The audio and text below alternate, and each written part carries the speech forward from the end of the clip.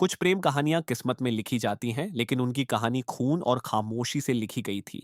एक दानव और एक इंसानी लड़की, एक पल ने सब कुछ बदल दिया। ये कोई साधारण प्रेम कहानी नहीं है। ये उस नियति की कहानी है जिसने सब कुछ बर्बाद कर दिया। तो चलिए शुरुआत करते हैं। ऐश्वर्य और सुख सुविधाओं से भरी जिंदगी जीने के लिए एक व्यक्ति ने कभी नरक से एक निषिद्ध सौदा किया था। उसने 10 वर्षों की खुशियों के बदले अपनी आत्मा बेच दी थी। उसे अच्छी तरह पता था कि समय पूरा होते ही उसकी जान ले ली जाएगी। समय बीतता गया और देखते ही देखते वर्ष 2025 आ पहुंचा। अब उस समझौते का अंतिम दिन आ चुका था। नरक का एक शक्तिशाली दूत गुआन उस आत्मा को लेने के लिए भेजा गया। जब वह प्रकट हुआ और उस व्यक्ति को उसका अनुबंध दिखाया तो आदमी घबराकर भागने की कोशिश करने लगा। लेकिन एक साधारण इंसान किसी देवतुल्य अस्तित्व का मुकाबला कैसे कर सकता था? गुआन ने बिना किसी कठिनाई के अपना काम पूरा कर लिया। लेकिन जब वह वहां से जा रहा था तब उस आदमी के कुछ अधीनस्थों की नजर गलती से उस पर पड़ गई। उन्होंने अनजाने में ऐसी चीज देख ली थी जिसे इंसानों को कभी नहीं देखना चाहिए था। उसी समय अमीर और खूबसूरत डूडूही अपनी पालक माँ के दबाव में एक ब्लाइंड डेट पर जाने के लिए मजबूर हो रही थी। उसे इस मुलाकात में बिल्कुल भी दिलचस्पी नहीं थी। उसने तय कर लिया था कि थोड़ी देर बैठेगी और फिर चली जाएगी। लेकिन जैसे ही उसने सामने बैठे आदमी को देखा वह पूरी तरह स्तब्ध रह गई। उसे विश्वास ही नहीं हुआ कि वास्तविक दुनिया में कोई इतना आकर्षक भी हो सकता है। डूडू ही नहीं जानती थी कि गुआन को उसके बारे में जरा भी जानकारी नहीं थी। उसकी नजर में इंसान बहुत ही तुच्छ प्राणी थे। उसने उसकी ओर कोई विशेष ध्यान नहीं दिया। उसका ठंडा और बेरुखा व्यवहार देखकर डूडू ही हैरान रह गई। उसके मन में तो यह तक ख्याल आया कि कहीं इतना सुंदर आदमी थोड़ा अजीब या पागल तो नहीं है। जैसे ही वह उठकर जाने लगी, उसकी पालक माँ का फोन आ गया। उन्होंने सख्त लहजे में कहा कि वह वहीं रुके और इस ब्लाइंड डेट को गंभीरता से ले। मजबूर होकर डूडू ही ने 30 मिनट का टाइमर लगाया और वापस अपनी सीट पर बैठ गई। उधर गुआन भी हैरान था। रेस्तरां में इतनी सारी खाली सीटें थीं, फिर भी यह लड़की जिद करके उसकी मेज पर क्यों बैठी हुई थी? दोनों में से किसी को भी यह नहीं पता था कि डूडू ही गलती से गलत रेस्तरां में आ गई थी। उसका असली ब्लाइंड डेट पार्टनर कहीं और उसका इंतजार कर रहा था। अचानक रेस्तरां में हंगामा मच गया। कुछ गुंडे वहां आ धमके। उसी क्षण डूडूही का टाइमर बज उठा और वह बिना एक पल गंवाए उठकर जाने लगी। लेकिन इससे पहले कि वह आगे बढ़ पाती, एक केक हवा में उड़ता हुआ सीधे उसकी ओर आ गया। पलक झपकते ही गुआन ने उसे अपनी ओर खींच लिया और बीच हवा में ही केक पकड़ लिया। यह दृश्य किसी रोमांटिक फिल्म के दृश्य जैसा था। डूडूही का दिल जोरों से धड़कने लगा। उसने उसी पल गुआन को एक अलग नजर से देखना शुरू कर दिया। जब गुआन ने शांत स्वर में कहा, अच्छा हुआ, सब ठीक है, तो उसकी घबराहट और बढ़ गई। शर्म से लाल होकर वह तुरंत वॉशरूम की ओर भाग गई ताकि उस अजीब स्थिति से बच सके। लेकिन डूडूही को यह नहीं पता था कि गुआन की वह बात उसके लिए नहीं थी। वह तो सिर्फ इस बात से राहत महसूस कर रहा था कि जन्मदिन का केक खराब नहीं हुआ। वॉशरूम में अकेली खड़ी डूडूही पूरी तरह उलझन में थी। उसे अंदाजा भी नहीं था कि यह गलतफहमी एक ऐसी डोर की शुरुआत बनने वाली है जो एक इंसान और एक दानव देवता की किस्मत को हमेशा के लिए जोड़ देगी। इधर गुआन जैसे ही अपने बड़े जतन से मंगाए गए केक का एक टुकड़ा खाने वाला था, तभी मुसीबत आ गई। एक गुंडे ने केक को बर्बाद कर दिया। वह कोई साधारण केक नहीं था। उसे पाने के लिए गुआन को पूरे 1 महीने पहले बुकिंग करवानी पड़ी थी। अपने गुस्से को मुश्किल से काबू में रखते हुए उसने शांत स्वर में कहा कि अगर कोई बात करनी है तो उसे केक खाने के बाद बताया जाए। लेकिन वह आदमी सुनने के मूड में नहीं था। उसने घमंड से जवाब दिया और बिना झिझक के केक को पूरी तरह कुचल दिया। बस यहीं गुआन का धैर्य समाप्त हो गया। उसके चेहरे का भाव अचानक बदल गया। पास की मेज से उसने आराम से एक अखबार उठा लिया। लेकिन जैसे ही उसने उसे घुमाया, वास्तविकता स्वयं मानो मुड़ने और विकृत होने लगी। गुंडा समझ भी नहीं पाया कि क्या हो रहा है। अगले ही पल उसका शरीर सीधे अखबार के पन्नों के भीतर खिंच गया, मानो किसी अदृश्य शक्ति ने उसे निगल लिया हो। बाकी गुंडे डर से जड़ हो गए। गुआन ने धीरे धीरे उस अखबार को मोड़कर एक डंडे जैसा बना लिया। उसी समय उसकी कलाई पर बना दानवी चिन्ह भयावह चमक से जगमगाने लगा। एक एक करके जो भी उस अखबार के स्पर्श में आया वह तुरंत गायब हो गया, जैसे किसी अदृश्य राक्षसी शक्ति ने उसे निगल लिया हो। फिर गुआन ने बस अपनी उंगलियां चटकाईं और उसी क्षण उन घुसपैठियों की किस्मत हमेशा के लिए तय हो गई। वे सभी पूरी तरह कैद कर दिए गए। जब डू ही वापस मेज पर लौटी तो केक गायब था। उसके मन में अभी भी थोड़ी उम्मीद बाकी थी, लेकिन गुआन ने ठंडे और बेरहम अंदाज में उसकी उम्मीद तोड़ दी। बिना कोई कारण बताए उसने उसे तुरंत रेस्तरां छोड़ने का आदेश दिया। उनकी छोटी सी मुलाकात एक और गलतफहमी के साथ समाप्त हो गई। वापसी के रास्ते में डू को अपनी सचिव का फोन आया। एमवाई ग्रुप में एक बार फिर अफरा तफरी मची हुई थी। कंपनी के भीतर सत्ता संघर्ष शुरू हो गया था और इस पूरे विवाद को भड़काने वाली कोई और नहीं बल्कि नो सुजैन थी।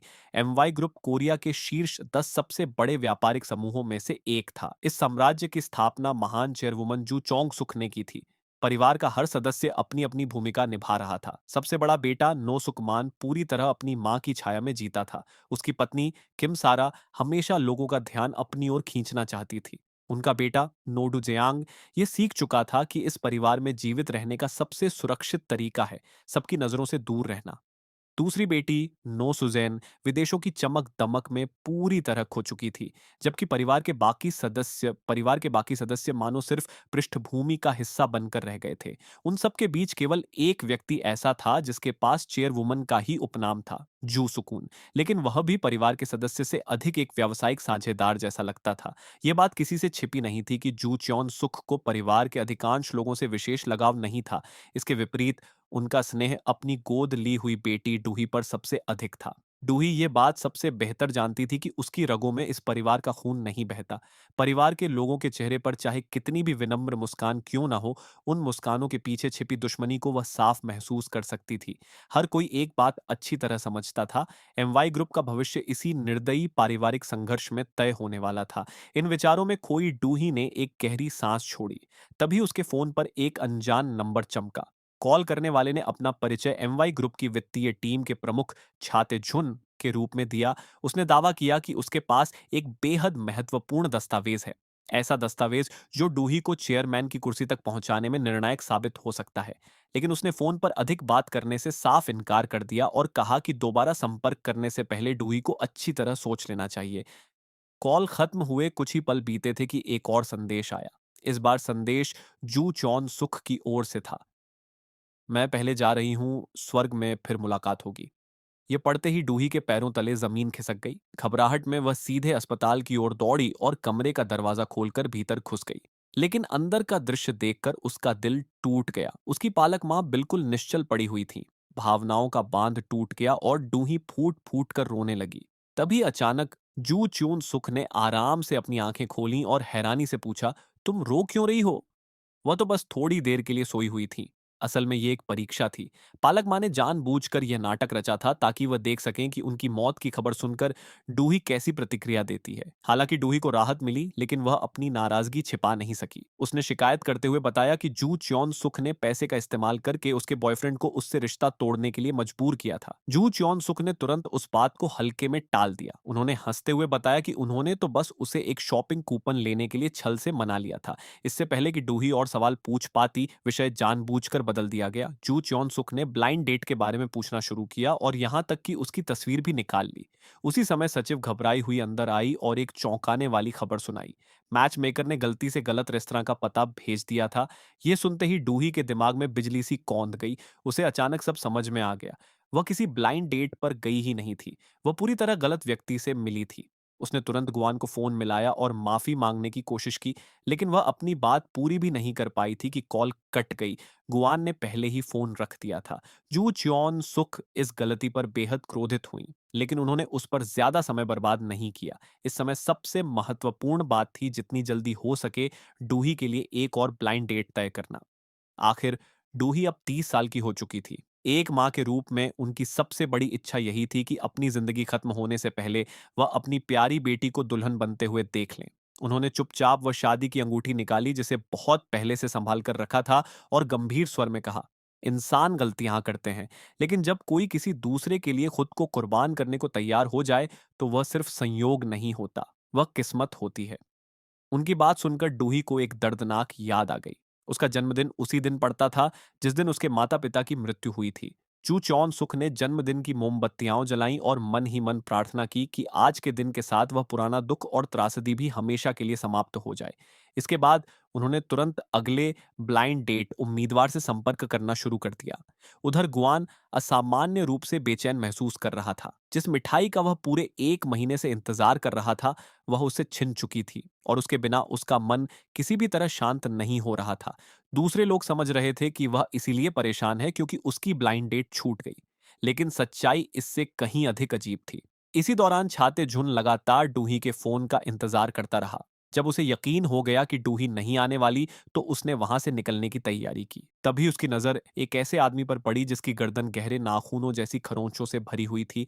कुछ देर बाद वॉशरूम के भीतर छाते झून की चुपचाप हत्या कर दी गई। दूसरी ओर नो सुजेन का पता न लग पाने पर डूही अकेले समुद्र तट पर चली गई। समुद्र के किनारे खड़े होकर उसे अपने माता पिता की याद आने लगी। उनकी गर्मजोशी भरी हंसी, उनके स्नेहिल हाथ और वे खुशहाल दिन, सालों से दिल के किसी कोने में दफन किया हुआ दुख एक साथ बाहर आ गया।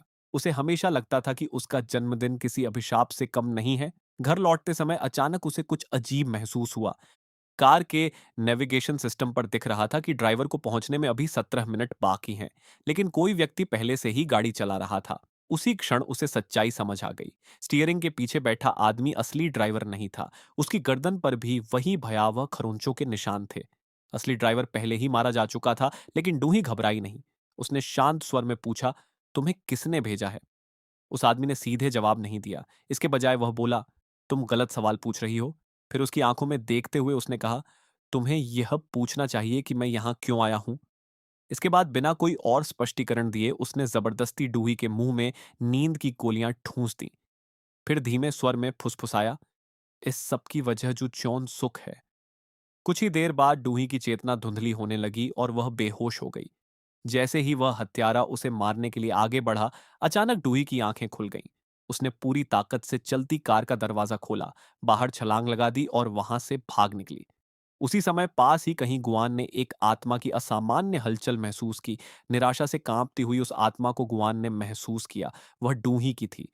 वह तुरंत उस दिशा में बढ़ा और उसने देखा कि कोई उसकी ओर भागता हुआ आ रहा है। वह डूही थी। मदद की उम्मीद में डूही पूरी ताकत से उसकी ओर दौड़ी, लेकिन जैसे ही उसने उसका चेहरा साफ देखा, उसके कदम अचानक रुक गए। वह गुआन था। एक पल के लिए उसके मन में डर समा गया। वह यहाँ क्या कर रहा था? कहीं उसका उस हत्यारे से कोई संबंध तो नहीं? दोस्त और दुश्मन में फर्क कर पाना मुश्किल था, लेकिन आखिरकार डूही ने अपने दिल की बात सुनी और उसी की ओर भागी। गुआन ने उसे रोक लिया और कहा कि अगर उसे उसकी मदद चाहिए, तो पहले उसे एक अनुबंध पर हस्ताक्षर करने होंगे। खतरा लगातार करीब आ रहा था। ऐसी स्थिति में डूही ने एक पल भी नहीं सोचा। उसने तुरंत हामी भर दी। जब गुआन उस हत्यारे से लड़ने लगा, तब डूही वहां से निकलकर वापस कार की ओर भागी। लेकिन जैसे ही वह कार स्टार्ट करने वाली थी, उसने देखा कि गुआन धीरे धीरे उसकी ओर बढ़ रहा है। घबराकर वह एक पुल के नीचे जाकर छिप गई, पर गुआन ने उसे तुरंत ढूंढ लिया। जब उसने उसका हाथ पकड़ा तो अचानक कुछ अजीब हुआ। उन दोनों के बीच एक रहस्यमयी और शक्तिशाली ऊर्जा का प्रवाह महसूस हुआ। उसी क्षण बचा हुआ हत्यारा अचानक कार स्टार्ट करके पूरी रफ्तार से उनकी ओर बढ़ा। गुआन ने हमेशा की तरह शांत भाव से उंगलियां चटकाईं, लेकिन इस बार कुछ नहीं हुआ। उसकी शक्तियां गायब हो चुकी थीं। अब उनके पास कोई दूसरा रास्ता नहीं था। अगले ही पल कार ने दोनों को जोरदार टक्कर मारी और वे साथ में पानी में जा गिरे। सबसे पहले डूही को होश आया। वह चाहती तो अकेले बाहर निकल सकती थी, लेकिन जिसने उसकी जान बचाई थी, उसे वह यूं मरने के लिए नहीं छोड़ सकती थी। उसने हाथ बढ़ाकर गुआन को ऊपर खींचने की कोशिश की। जैसे ही उनकी हथेलियां एक दूसरे से टकराईं, डूही की कलाई पर एक रहस्यमयी दानवी चिन्ह उभर आया। दोनों पूरी तरह थक चुके थे। कुछ ही देर बाद वे उथले पानी में फिर से बेहोश हो गए। जब उनकी आंखें खुलीं, तब वे एक शांत समुद्र तट पर पड़े हुए थे। गुआन की नजर सीधे डूही की कलाई पर गई। उसकी आंखों में अविश्वास भर गया। अनुबंध पूरा हो चुका था। इसी दौरान डूही फिर से बेहोश होकर गिर पड़ी। जब उसने अगली बार आंखें खोलीं, तो खुद को अस्पताल के एक कमरे में पाया। सब कुछ किसी सपने जैसा लग रहा था और उसके बिस्तर के पास बैठा था एक और सावधानी से चुना गया ब्लाइंड डेट उम्मीदवार। ऐसा लग रहा था मानो उसकी किस्मत की असली कहानी अब शुरू होने वाली हो। दूसरी तरफ गुआन का पूरा ध्यान सिर्फ डूही पर था। सेक्रेटरी शिंड के सामने ही वह बेचैनी से पूछ बैठा कि क्या उसे कहीं दर्द है, क्या वह असहज महसूस कर रही है, या उसकी तबीयत ठीक नहीं है। उसकी चिंता इतनी स्पष्ट थी कि सेक्रेटरी शिंड खुद असहज हो गई और बहाना बनाकर कमरे से बाहर चली गई। जैसे ही वह बाहर गई, गुआन का विनम्र व्यवहार तुरंत गायब हो गया। वह डूही के और करीब आया और गंभीर स्वर में पूछा, क्या तुम सचमुच ठीक हो? डूही ने शांत भाव से जवाब दिया, मुझे तो लगता है कि मैं बिल्कुल ठीक हूं। लेकिन गुआन ने सिर हिलाया। उसकी आवाज ठंडी थी। मैं बिल्कुल ठीक नहीं हूं। उसने कहा कि वह इतने समय से उसके जागने का इंतजार कर रहा था। फिर उसने अपनी कलाई उठाई और उस अजीब निशान की ओर इशारा किया। डूही एकदम ठिठक गई। नीचे देखते ही उसने पाया कि उसकी अपनी कलाई पर भी बिल्कुल वैसा ही निशान मौजूद था। वह स्तब्ध रह गई। घबराकर उसने उसे रगड़-रगड़ कर मिटाने की कोशिश शुरू कर दी। गुआन के लिए यह बहुत बड़ा अपमान था। वह एक दानव था। उसका चिन्ह उसके अस्तित्व का पवित्र प्रतीक था, लेकिन डूही लगातार उसे मिटाने की कोशिश करती रही। वह इतनी बेताब हो गई कि उस पर थूक तक दिया ताकि किसी तरह वह निशान हट जाए। उसी दौरान पिछली रात की कुछ धुंधली यादें उसके दिमाग में चमकने लगीं। हत्यारा, पानी, वह अजीब जगह। लेकिन अगले ही पल उसने उन सभी यादों को झटक दिया। उसके लिए ये मान लेना आसान था कि ये सब शराब के नशे में देखा गया कोई भ्रम था, बजाय इसके कि वह इतनी अजीब सच्चाई को स्वीकार करे। पूरे आत्मविश्वास के साथ उसने घोषणा कर दी, मैं लेजर ट्रीटमेंट करवाकर ये टैटू हटवा दूंगी। यह सुनते ही गुआन घबरा गया। उसने तुरंत उसका हाथ पकड़ लिया और उसे रोकने की कोशिश की। इसके बाद दोनों के बीच बहस शुरू हो गई। बहस जल्द ही धक्का मुक्की में बदल गई और इसी अफरा तफरी में डूही ने गुआन के गाल पर जोरदार थप्पड़ मार दिया। गुआन वहीं खड़ा रह गया। उसकी आंखों में गुस्से की आग जल रही थी। उस पल उसे पिछली रात अपनी जान जोखिम में डालकर उसे बचाने का गहरा पछतावा हुआ। उधर डूही भी कम नाराज नहीं थी। उसकी नजर में उसने भलाई करके गुआन की जान बचाई थी और बदले में उस आदमी ने मौका देखकर उसकी कलाई पर टैटू बना दिया था। उसी समय सेक्रेटरी शिन डॉक्टरों के साथ कमरे में लौट आई। मजबूरन दोनों को अपनी बहस रोकनी पड़ी। संयोग से उसी समय एक और अनुबंध की अवधि समाप्त होने वाली थी। अस्पताल से निकलने से पहले गुआन ने गंभीर स्वर में डूही को चेतावनी दी, लेजर ट्रीटमेंट और टैटू हटाने की किसी भी प्रक्रिया से जितना हो सके दूर रहना। यह कहकर वह गुस्से में अस्पताल से बाहर निकल गया। अपने कार्यालय पहुंचते ही उसने देखा कि उसका बटलर चोरी छिपे दानवों की निर्देश पुस्तिका पढ़ रहा था। वहीं एक महत्वपूर्ण सच्चाई सामने आई। दानवों का अस्तित्व केवल अनुबंधों की वजह से बना रहता था। यदि कोई दानव नया अनुबंध करने में असफल हो जाए या किसी अनुबंध का उल्लंघन कर दे या फिर किसी अनुबंध को समाप्त होने दे, तो वह उसी क्षण राख में बदल जाता था। बटलर यह सुनकर चिंतित हो उठा। उसे गुआन की सुरक्षा की फिक्र होने लगी। उसने घबराकर पूछा, इन अनुबंधों को कितनी बार नवीनीकृत करना पड़ता है? सच तो यह था कि गुआन खुद भी इसका उत्तर नहीं जानता था। यही अनिश्चितता वर्षों से उसके मन पर एक बोझ बनकर बैठी हुई थी। अचानक बटलर की नजर एक चौंकाने वाली बात पर पड़ी। गुआन की कलाई से वह चिन्ह गायब हो चुका था। सिर्फ इतना ही नहीं, आज गुआन कुछ अलग भी लग रहा था। यह परखने के लिए बटलर ने सहजता से उसकी ओर एक पानी की बोतल फेंक दी। आदतन गुआन ने उंगलियां छटकाईं, लेकिन कुछ नहीं हुआ। अगले ही पल पानी सीधे उसके चेहरे पर आकर बिखर गया।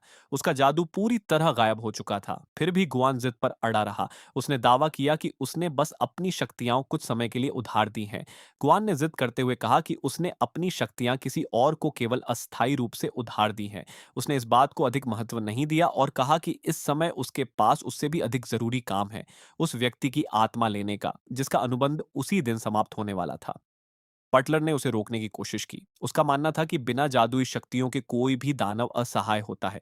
लेकिन गुआन 200 वर्षों से भी अधिक समय से जीवित था। उसके लिए किसी आत्मा को एकत्र करना हमेशा बेहद आसान काम रहा था। हालांकि इस बार वास्तविकता कुछ और ही साबित हुई। अनुबंधकर्ता ने केवल एक ही वार में गुआन को कई मीटर दूर उछाल दिया। फिर भी घायल और अपमानित होने के बावजूद गुआन गर्व से खड़ा हो गया और अपनी हमेशा वाली बात दोहराई, लड़ाई बंद करो, अभी चले जाओ और अपनी थोड़ी बहुत इज्जत बचा लो। लेकिन सामने वाले ने उसकी बात को पूरी तरह अनदेखा कर दिया और फिर से हमला कर दिया। अब जबकि उसके पास कोई जादुई शक्ति नहीं थी, कुआन को बेरहमी से पीटा गया। आखिरकार उसके पास भागने के अलावा कोई विकल्प नहीं बचा। भागते हुए भी उसने पीछे मुड़कर धमकी दी, यह खत्म नहीं हुआ है, मैं वापस आऊंगा और इसका हिसाब बराबर करूंगा। लेकिन उसके दिल के भीतर एक ऐसी भावना जन्म ले चुकी थी जिसे उसने सदियों से महसूस नहीं किया था, बेबसी। उधर डूही की जिंदगी भी पूरी तरह उलझ चुकी थी। वह समझ ही नहीं पा रही थी कि गुआन आखिर उसकी जिंदगी में आया कैसे। पहले वह एक ब्लाइंड डेट के रूप में सामने आया, फिर उसने उसकी जान बचाई और जान बचाने के बाद उससे किसी अजीब अनुबंध पर हस्ताक्षर करवाने की कोशिश की। डूही के नजरिए से देखा जाए तो यह किसी ऐसे समझौते जैसा लग रहा था जो निश्चित रूप से उसके लिए या कंपनी के लिए नुकसानदेह साबित हो सकता था। इसी बीच समूह के अंदर चल रहे सत्ता संघर्ष के कारण कंपनी के शेयरों में 10% की गिरावट आ चुकी थी। इससे 6 ट्रिलियन वॉन से भी अधिक का भारी नुकसान हुआ था। उसी समय हत्यारे की कही हुई बात अचानक उसके मन में गूंज उठी। वह अब उस चेतावनी को अनदेखा नहीं कर सकती थी। इसलिए डूही ने सबसे पहले जू चांसू से जवाब मांगने का फैसला किया। दोनों साथ साथ फूलों के बगीचे में टहलने लगे। डूही ने सावधानी से पूछा, क्या आप मुझसे कुछ छिपा रही हैं? जू चांसू कुछ क्षणों के लिए चौंक गई। थोड़ी देर की चुप्पी के बाद उन्होंने पीछे मुड़कर देखा और शांत स्वर में कहा, नहीं, ऐसी कोई बात नहीं है। फिर उन्होंने उल्टा सवाल किया, क्या तुमने कोई अफवाह सुनी है? डूही मुस्कुरा दी। नहीं, मैं बस यूं ही जिज्ञासावश पूछ रही थी। उसी समय जू सुकून चेयरमैन को काम से संबंधित रिपोर्ट देने के लिए वहां आ पहुंचा। संयोग से डूही के जाने का समय भी हो चुका था, इसलिए दोनों साथ साथ बाहर निकलने लगे। यह बात साफ दिखाई देती थी कि जू सुकून डूही को पसंद करता था। उसके साथ एक ही कार में बैठने के लिए उसने चुपके से कार की चाबियां छिपा दी और स्वयं उसका ड्राइवर बनने की पेशकश कर दी। लेकिन उसकी योजना वैसी नहीं चली जैसी उसने सोची थी। अप्रत्याशित रूप से आगे वाली सीट पर बैठने वाली व्यक्ति कोई और नहीं बल्कि हमेशा सख्त रहने वाली सेक्रेटरी शिन थी। डूही हमेशा की तरह पीछे की सीट पर बैठ गई जबकि जू सुकून ड्राइव करने लगा। रास्ते में डूही और सेक्रेटरी शिन ब्लाइंड डेट के बारे में बात करने लगी। जैसे ही जू सुकून ने यह बातचीत सुनी, उसने अचानक जोर से ब्रेक लगा दिए। डूही को तो कोई चोट नहीं लगी, लेकिन सेक्रेटरी शिन आगे की ओर झटका खाकर गिर पड़ी और उसकी नाक से खून निकलने लगा। दूसरी ओर गुआन की झुंझलाहट लगातार बढ़ती जा रही थी। उसे कहीं भी यह जानकारी नहीं मिल रही थी कि उसकी कलाई का चिन्ह आखिर डूही तक कैसे पहुंचा। न ही उसे उसे वापस पाने का कोई तरीका मिल रहा था। मैजिक आई द्वारा प्राप्त जानकारी के अनुसार डूही का जन्म किसी अमीर परिवार में नहीं हुआ था।